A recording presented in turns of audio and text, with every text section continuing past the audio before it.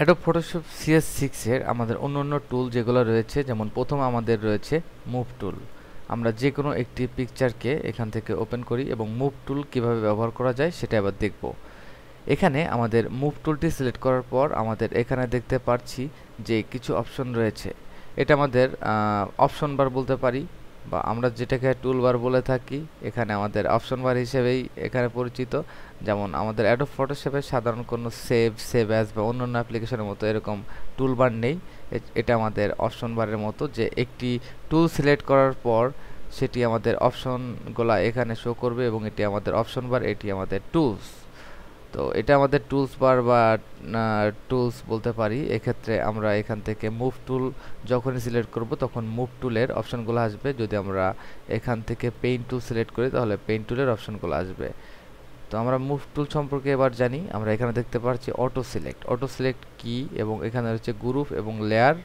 এখানে রয়েছে show, transform, control, এটা আমরা আগেই দেখেছি, এবং অ্যালাইনমেন্ট। আমরা প্রথমে আমাদের মুভ টুলকে বিভিন্ন ভাবে ব্যবহার করতে পারি, যেমন অটো সিলেকশন। মনে করুন আমরা একটি লেয়ারকে কপি করে কয়েকটি লেয়ারে পরিণত করব এবং মুভ টুলের মাধ্যমে আমরা এটিকে সরাতে পারবো। আমরা কয়েকটি স্টাইল এখানে ব্যবহার করব, ড্রপ শ্যাডো,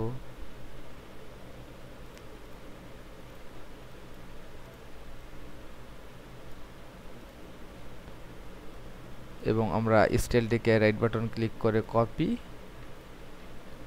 আমাদের যতগুলো লেয়ার রয়েছে আমরা এখানে স্টাইলটিকে পেস্ট করব।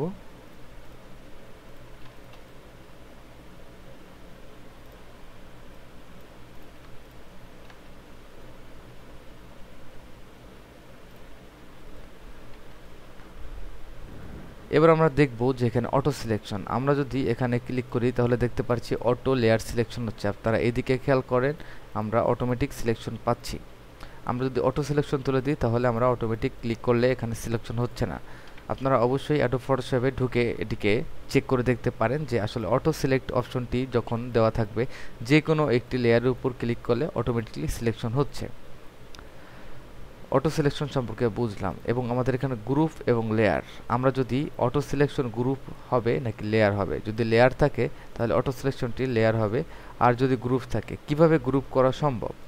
আমরা দুইটি লেয়ারকে এক করে আমরা ইচ্ছা করলে গ্রুপ করতে পারি। সেক্ষেত্রে আমরা লেয়ারে যাব এবং লেয়ারের এখানে রয়েছে আমাদের গ্রুপ লেয়ার, কন্ট্রোল-G। এখানে আমরা দেখতে পাচ্ছি একটি ফোল্ডার আইকন, এবং এই ফোল্ডার আইকনটি আমাদের একটি গ্রুপ। যখন আমরা এখানে লেয়ার থাকবে তখন অটো সিলেকশন আমাদের গ্রুপকে সিলেকশন করবে না, শুধু লেয়ারকে সিলেকশন করবে, যেহেতু একটি গ্রুপের ভিতর রয়েছে দুটি লেয়ার। আমরা যদি এখানে গ্রুপ সিলেক্ট করি তাহলে আমাদের গ্রুপটিকে সে সিলেক্ট করবে, শুধু একটি লেয়ারকে না। আর যদি এখানে আমাদের লেয়ার থাকে তাহলে যে কোনো একটি লেয়ারকে সে গ্রুপ থেকে বেছে নেবে। খুব সহজ অপশন। এবং আমরা দেখি অ্যালাইনমেন্ট কিভাবে কাজ করে। আমরা দেখতে পাচ্ছি এখানে অ্যালাইনমেন্টটা হিডেন রয়েছে। কেন হিডেন রয়েছে? কারণ আমাদের অ্যালাইনমেন্ট করার মতো একটি অবজেক্ট শুধু আমাদের সিলেক্ট করা হয়েছে। আমরা যদি কন্ট্রোল কি চেপে, কন্ট্রোল এবং শিফট কি চেপে আমরা অটো সিলেক্টটি উঠিয়ে দিই এবং কয়েকটি অবজেক্টকে সিলেক্ট করি, আমরা একটি লেয়ারকে একটি অবজেক্ট হিসেবে গণনা করতে পারি। সেক্ষেত্রে আমরা এখানে অ্যালাইনমেন্ট দেখতে পাচ্ছি। সবথেকে বাম পাশে রয়েছে টপ অ্যালাইনমেন্ট, টপ এজ। আমাদের টপ এজের সমান হতে হবে, সেক্ষেত্রে আমরা এটিকে করতে পারি। যেহেতু আমরা এখানে গ্রুপ এবং গ্রুপকে আমরা আনগ্রুপ করতে পারি, তো সেক্ষেত্রে আমরা এখানে ডিলেট গ্রুপ বা আনগ্রুপ লেয়ার, আমরা পূর্বে যে আনগ্রুপ ছিল, এবং আমরা দেখি কিভাবে এটিকে অ্যালাইন করা সম্ভব।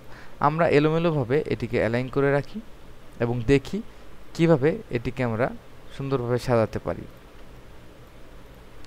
এখানে আমরা দেখতে পাচ্ছি চারটি ইমেজ, এবং এই চারটি ইমেজকে কিভাবে আমরা অ্যালাইন করতে পারি অ্যালাইন টুলের মাধ্যমে। যখন আমরা কন্ট্রোল এবং শিফট চেপে এই চারটি ইমেজকে সিলেক্ট করব, অথবা এখানে সবগুলো লেয়ার অবশ্যই আমাদের সিলেক্ট করতে হবে, সেক্ষেত্রে আমরা টপ এজ, আমাদের টপ এজকে ফলো করবে সমান, এটা আমাদের অ্যালাইনমেন্ট। এটা আমাদের মিডিল এজ, আমাদের মিডিল বা সমসমান রাখার জন্য মিডিল এজ।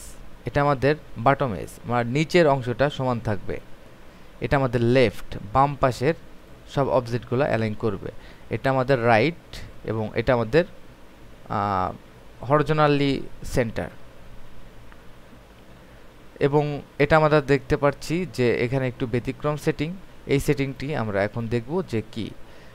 অনেক সময় হতে পারে আমাদের কোনো অবজেক্ট একটু কম বেশি অ্যালাইন করা থাকতে পারে, সেক্ষেত্রে আমরা সুন্দরভাবে অ্যালাইন করার জন্য এখানে সবগুলো শিফট চেপে সিলেক্ট করলাম, এবং সমান দূরত্ব বজায় রাখার জন্য আমরা অনেক সময় এই অ্যালাইনগুলো ব্যবহার করে থাকি। কেমন হতে পারে এটির অ্যালাইন আমরা আরেকটু ডিপভাবে দেখব।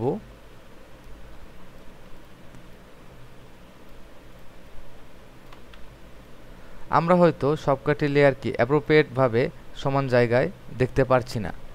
আমরা একটু বড় করে দেখি।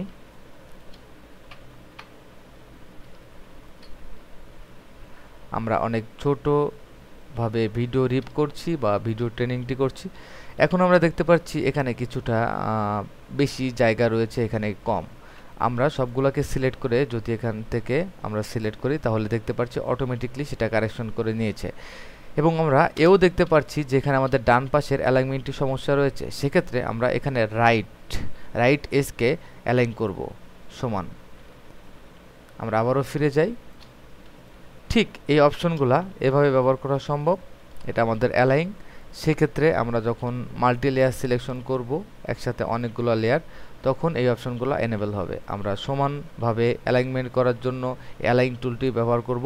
অ্যালাইন মানে আমাদের সজ্জিতকরণ বা সাজানো। আর এখানে রয়েছে আমাদের ডান বাম পাশের যে অ্যালাইনটি রয়েছে, আমাদের এলোমেলোভাবে অবজেক্টগুলা যদি থাকে সেক্ষেত্রে আমরা কিভাবে, এখানে আমরা দেখতে পাচ্ছি আমাদের ডিসটেন্সটি বেশি, এবং আমরা এটিকে সিলেক্ট করলাম। সিলেক্ট করার পর অ্যালাইন করতে আমরা প্রথমে টপ বা উপরের এজটিকে সিলেক্ট করে সুন্দরভাবে অ্যালাইন করলাম, এবং আমরা এবার এটিকে সমান ডিসটেন্স বা সমানভাবে এই ফাঁকাগুলা আমাদের সমানভাবে অ্যালাইন করার জন্য এখান থেকে আমাদের একটি টুল আমরা ব্যবহার করলাম বা একটি অ্যালাইন টুল ব্যবহার করলাম। এভাবে আমরা সুন্দরভাবে ডিজাইন করতে পারি অ্যালাইন টুলের মাধ্যমে। এবং এখানে আমরা সবথেকে মজা যেটি অটো অ্যালাইন লেয়ার, সেক্ষেত্রে আমরা কেমন রেজাল্ট পেতে পারি আমরা একটু খেয়াল করব। আমরা 4টি অবজেক্টকে সিলেক্ট করে যদি অটো অ্যালাইন দিই, এখানে দেখতে পাচ্ছি বিভিন্ন ধরনের অ্যালাইন লেয়ার রয়েছে। সেক্ষেত্রে আমরা অটো, প্রসপেক্টিভ, এছাড়া অন্যান্য স্পেশাল অ্যালাইনমেন্টের অপশন এখানে রয়েছে। আমরা নেক্সট অ্যাডভান্স ট্রেনিংগুলোতে আমরা অবশ্যই এই সম্পর্কে আলোচনা করব। আপাতত আমরা দেখলাম মুভ টুল দিয়ে কীভাবে সুন্দরভাবে কাজ করা যায়। আশা করি এরপরে কারো সমস্যা থাকার কথা না। মুভ টুল অনেক চমৎকার একটি টুল এবং অ্যাডোব ফটোশপের জন্য অতি জরুরি একটি টুল, যেটা সবসময় আমরা ব্যবহার করে থাকি। ধন্যবাদ।